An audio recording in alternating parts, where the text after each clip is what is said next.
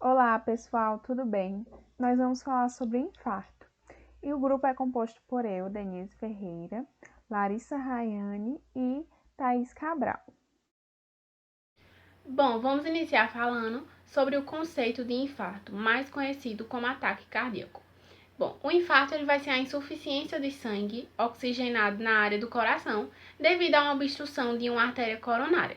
Por conta do sangue não conseguir fluir na região, o músculo entra em um processo de necrose, o que pode levar o paciente à morte. Ou seja, vai acontecer quando o fluxo do sangue para o coração é interrompido e o coração não vai conseguir receber o sangue e o oxigênio suficiente para se manter em atividade. Com isso, o músculo cardíaco morre ou é danificado. A obstrução da artéria coronária, como eu falei no começo do vídeo, normalmente acontece por conta de um coágulo de sangue que se forma em cima da placa de gordura.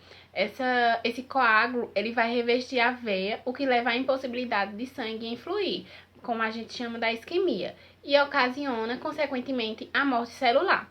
E também vale ressaltar que o infarto não vai ser a mesma coisa que uma parada cardíaca.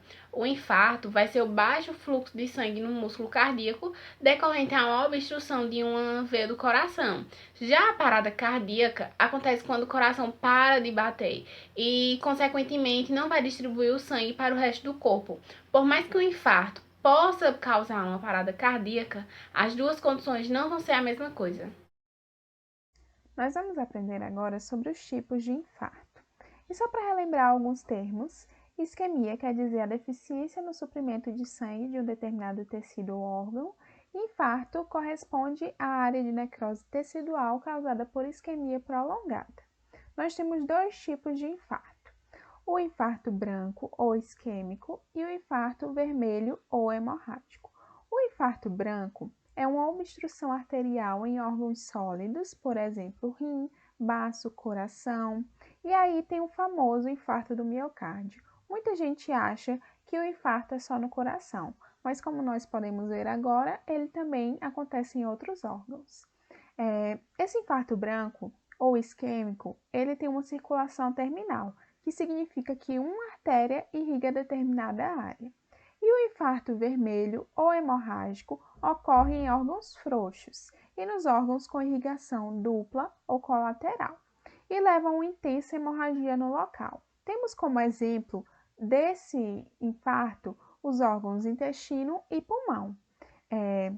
Os infartos eles não ocorrem só por obstrução arterial, mas também por obstrução venosa, que congestiona o fluxo sanguíneo local e, posteriormente, acontece uma redução do suprimento sanguíneo, que causa isquemia e acaba causando um infarto. Para exemplificar, nós vamos ver o infarto do miocárdio, que, como já vimos, é um infarto branco ou isquêmico. O infarto do miocárdio é a necrose de uma parte do músculo cardíaco causada pela ausência da irrigação sanguínea, que leva nutrientes e oxigenação ao coração. Então, ele vai acontecer da seguinte forma: o coração, assim como os demais órgãos do corpo, precisa de sangue arterial rico em oxigênio para funcionar normalmente. E a interrupção do fornecimento de sangue acontece quando há obstrução em uma das artérias que nutre os músculos cardíacos, ocorrendo assim o infarto. E também existem outros 5 tipos diferentes de infarto do miocárdio. Causas do infarto. O infarto ele ocorre quando uma ou mais de suas artérias ficam bloqueadas por conta de um acúmulo de várias substâncias, incluindo colesterol. A artéria pode estreitar, gerando uma doença chamada doença arterial coroniana, principal causa da maioria dos infartos já diagnosticados. Durante um episódio de infarto, uma dessas placas de substâncias podem se romper e derramar na corrente sanguínea, formando um coágulo de sangue no local do rompimento, impedindo com que o fluxo de sangue chegue em quantidade suficiente ao músculo cardíaco. Outra causa bastante comum de infarto é o espasmo de uma artéria coronária, que desliga por completo o fluxo sanguíneo que vai até o coração. O uso do tabaco e de drogas ilícitas podem facilitar muito o caso de espasmo e muitas vezes ele pode ser fatal. Além disso, o infarto também pode ocorrer devido a um rasgo na artéria do coração. Sobre os sintomas. O principal sintoma do infarto vai ser a dor no peito. O paciente também pode sentir dores estendidas no braço, no ombro, no pescoço. E na mulher, os sintomas podem ser diferentes, como a respiração curta, dor na mandíbula, dor de estômago, sensação de desconforto no peito, dentre outros. Esses sinais vão durar aproximadamente 20 minutos e podem ficar indo e voltando. Os pacientes diabéticos geralmente não apresentam sintomas, mas também podem ser acometidos por essa doença sim. Outros sintomas do infarto vai ser o desmaio, a tontura, falta de ar, excesso de suor. Bom, o diagnóstico do infarto é feito por meio de exames físicos, no qual o cardiologista ele vai avaliar os sintomas descritos pelo paciente, além do eletrocardiograma, que é um exame que tem como objetivo avaliar a atividade elétrica do coração. Sendo possível também verificar o ritmo e a frequência dos batimentos cardíacos. Para diagnosticar o infarto, o médico também ele pode solicitar alguns exames laboratoriais com o intuito de detectar a presença de alguns marcadores bioquímicos que sofrem alterações no caso de infarto, como seria o caso da CKMB, que seria uma proteína que a gente encontra nos músculos cardíacos, e ela sofre uma alteração cerca de 4 a 8 horas após o infarto, e ela volta ao normal cerca de 48 horas a 72 horas após o infarto. Vamos ter também a mioglobina, que ela também está presente no coração, e ela vai ter sua concentração alterada cerca de 1 hora após o infarto, e os níveis eles vão voltar ao normal cerca de 24 horas após o infarto. E também temos a tropomina, que ela vai ser um marcador para mais específico de infarto, no qual ela vai ter sua alteração cerca de 4 a 8 horas após o infarto, e ela vai voltar ao normal apenas 10 dias depois do infarto. Por meio desses marcadores cardíacos, o cardiologista ele consegue saber quando ocorreu o infarto a partir da concentração dos marcadores na corrente sanguínea.